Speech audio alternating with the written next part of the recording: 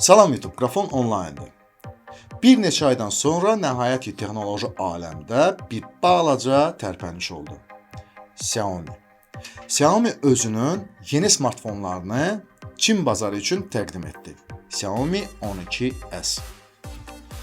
Xiaomi'nin yeni smartfonları haqqında tam məlumatı almaq üçün bu videonu sona kimi izləmək lazımdır. Və düşünürəm ki, Qrafon komandasına bu videoya görə like düşür. Çay, kofe, yeməyə də nəysə hazırdırsa, getdik. İlk olaraq Legion Xiaomi'nin bazarda uğurlarından danışdı. Brend dünya bazarında məşhur olur. Smartfonları çox satılır. Naynəninay, danaynenay. Legion mobil kameralarda əldə etdikləri uğurları sadaladı. Xiaomi bu istiqamətin öyrənilməsində və araşdırılmasında kalan pullar xərcləyir. Bu sayədə çevrilişi keçən il Xiaomi 11 Ultra etdi. Bununla brend dayanmağı düşünmür. Buna görə də bir neçə ay öncə Xiaomi Almaniyanın fotooptika istehsalçısı olan Leica şirkəti ilə müqavilə bağlayır. Bildiyiniz kimi yaxın keçmişdə belə optika Huawei smartfonlarında quraşdırılırdı. Bununla da Xiaomi mobil foto çəkiliş üçün yeni eranı təqdim etdi. Mənə çox sağ ol düşür, çünki təqdimatın saat yarımlıq bir məsafəsini mən bir dəqiqənin içinə yerləşdirə bildim. Buna görə zənnimcə like düşür. İndi isə davam edək. Davamı daha maraqlı oldu. Xiaomi'nin yeni flagman smartfonunun ürəyi təptəzə Snapdragon 8 Plus Gen 1 prosesoru oldu. Yeni prosesor Samsung'un keçən ilin sonlarında yaratdığı səhvlərin aradan qaldırılmasıdır. Bu çip artıq CMC konveyerində hazırlanacaq. Xiaomi rəhbərliyinin sözlərinə görə bu bir neçə şeyi çox dəyişəcək. Çünki bu prosesor özündən əvvəlki versiyadan güclü olması ilə yanaşı daha enerji effektiv olacaq. Prosesorun qızmasının az olacağını Xiaomi söz verdi. Qızmanı iPhone 13 Pro Max smartfonları ilə müqayisə etdilər. Xiaomi yeni smartfonların qızmasının dəfələrlə az olacağına söz verdi. Deyə bilərsiniz ki, axı nə dəyişilib?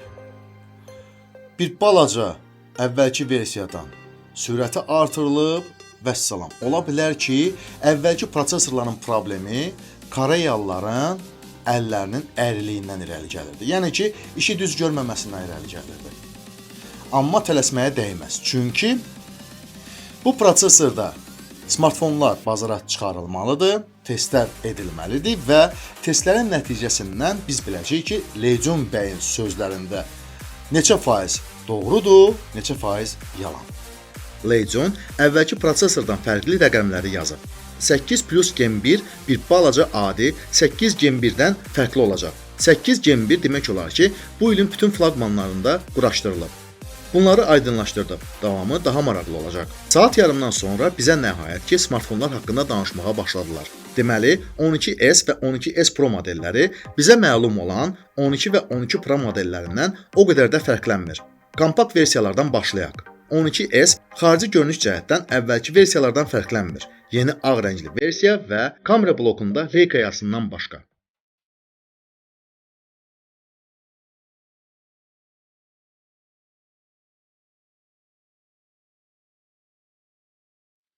Yeni prosesordan başqa 12S modeli Sony'dan olan yeni IMX 707 fotosensoru ilə təchiz edilib.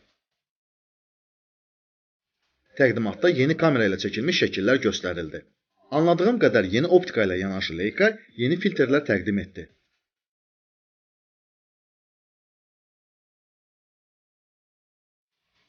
S-dən yeniliklər elə budur. Daha çox info sizin gözünüzün qabağındadır.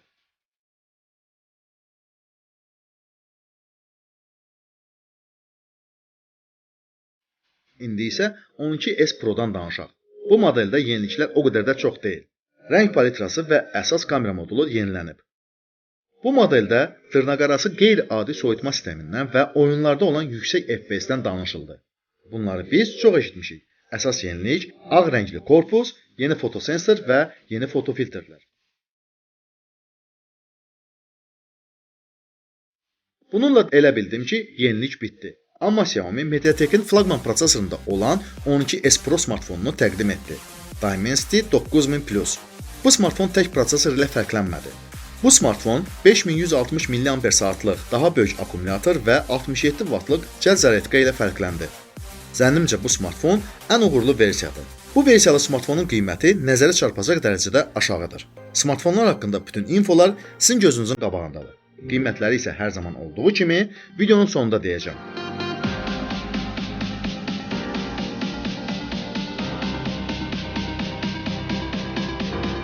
İndi isə bu təqdimatın qaymaq smartfonuna keçək. 12S Ultra. Tankda olanlar üçün deyim ki, 12 Ultra modeli heç vaxt olmayıb. Deməli bu tam yeni smartfondur. Göründüyü kimi insiderlər 6 ay bundan qabaq infosıntıları yaydıqları zaman iri kamera şaibası haqqında səhv etməyiblər.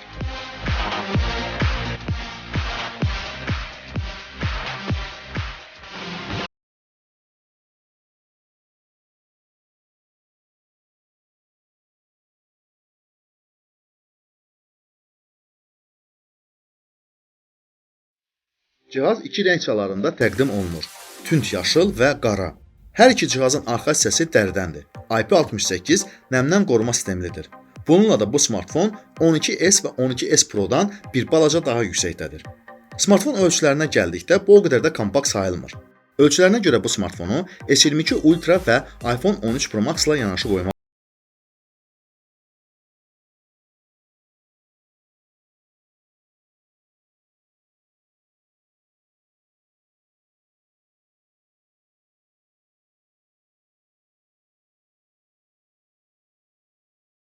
Davam edək. Diaqonal 6,73 inç, ekran tezliyi 120 Hz, 2K icazəli LTPO 2.0 texnologiyalı. Bu smartfonda Xiaomi daha yeni texnologiyalardan istifadə edib. Bu smartfonda 2 Xiaomi çipindən istifadə olunub, P1 və G1. Bu çiplərdən biri təhlükəsiz cəld zaryadkaya, digəri isə smartfonun uzun müddət avtonom işləməsinə nəzarət edir.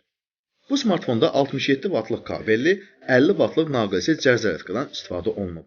Təqdimatın əsas qaymağı isə fiziki ölçüsü 1 inç olan yeni fotosensor oldu. Bu fotosensor axırıncı iPhone-larda olanlardan 3 dəfə böyükdür.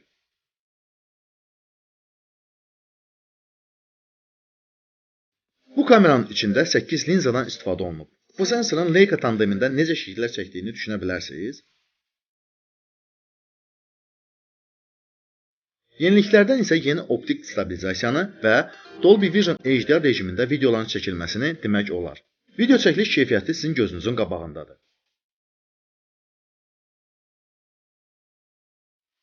Xiaomi bununla təcrübələndirməyi dayandırmadı. Bu smartfonda daha geniş bucaqlı, ultra geniş və 120 Watt-lıq hibrid zoomlu telefoto obyektiv var.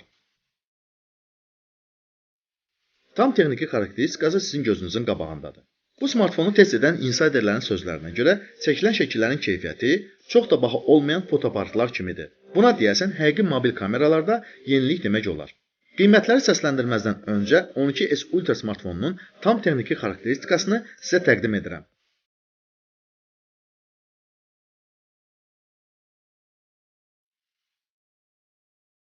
İndi isə qiymətlər. Bəzi qiymətlər sizi 100% şoka salacaq.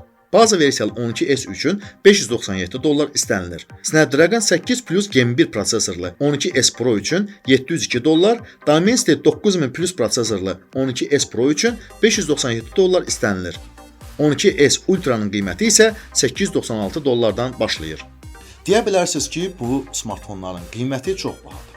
Amma mən elə düşünmürəm. Çünki belə texniki xarakteristikalı smartfonlar üçün belə qiymət zənnimcə normaldır. Amma nəzərə alsaq ki, bu qiymətlər Çin bazarı üçün nəzərdə tutulub, qlobal bazarda bu smartfonların qiyməti bir balaca da baha olacaq. Azərbaycanda bu smartfonların qiymətini düşünsək, deyə bilərik ki, qiymətlər dəvə qiymətindən də baha olacaq. Mənə əsas maraqlı olan bilirsiniz nədir? Görəsən cəmaət Xiaomi smartfonlarına 3000-dən yuxarı manatla deyirəm. Pul ödəməyə hazırdırlar, yoxsa yox. Bunu deyə bilmərəm. Siz deyin. Xiaomi 12S Ultra'nı 3000-dən yuxarı qiymətə alardınız ya yox? Cavablarınızı kommentlərdə gözləyirəm. Bugünlük isə bu qədər. Video xoşunuza gəldisə, like'larınızı əsirgəmirsiniz. Bu smartfonlar haqqında öz fikirlərinizi kommentlərdə yazırsınız. Smartfon xoşunuza gəldi ya yox? Kanalımıza və kanalımızın digər sosial şəbəkələrdə olan səhifələrinə hər birinizi dəvət edirəm. Abunə olanlar da sağ olsun, olmayanlar da. YouTube-da olduğumuz üçün sizinlə sağollaşmaq.